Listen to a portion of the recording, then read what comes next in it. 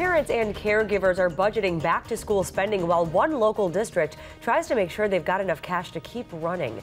Good evening, everyone. I'm Sarah Carlson. And I'm Andy Choi in for Eric. A $2.1 million shortfall for Janesville schools, the focus of tonight's top story. News 3's David Douglas has details on what could be cut. David. And the board has to make some major cuts now, Andy. None of them are easy. They've already eliminated $9 million from this year's budget. Teachers can't be laid off because the contract year has already begun. And as you might guess, no one is happy about any of it. That's you, Nick. Come inside. This is more than a soccer field. Without soccer, I think I'd be lost. It's a classroom. I would be on the wrong track to life. And it's been the net that's caught Janesville Craig goalie Peter Cooney. Keith! Nice, Peter. I'd probably be out drinking. I think a lot of kids get the wrong idea from high school, and I don't do it because of my sports, because I want to be out here playing. But high school sports in Janesville could be booted starting this winter to save the school district $500,000 this school year and $1 million in the next. It's ridiculous. I paid $36 for my kid to come to school.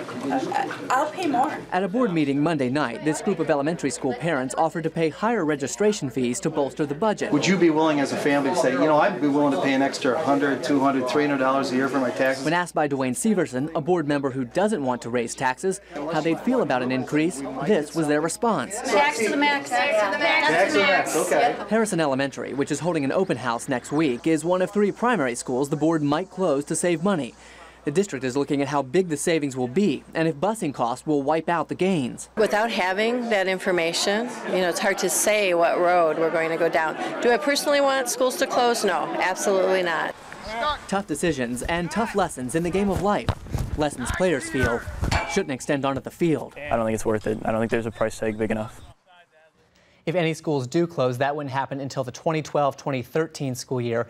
Everything else is on the table now. In addition to cutting coaching salaries, all stipends for after-school staff for clubs and extracurriculars would go. But because of liability, coaches cannot be volunteers, so sports would be wiped out entirely. Wow, what about any other options at this point? Well, they're looking at everything from gutting IT staff to clerical workers, maybe selling some property, including the district's administration building.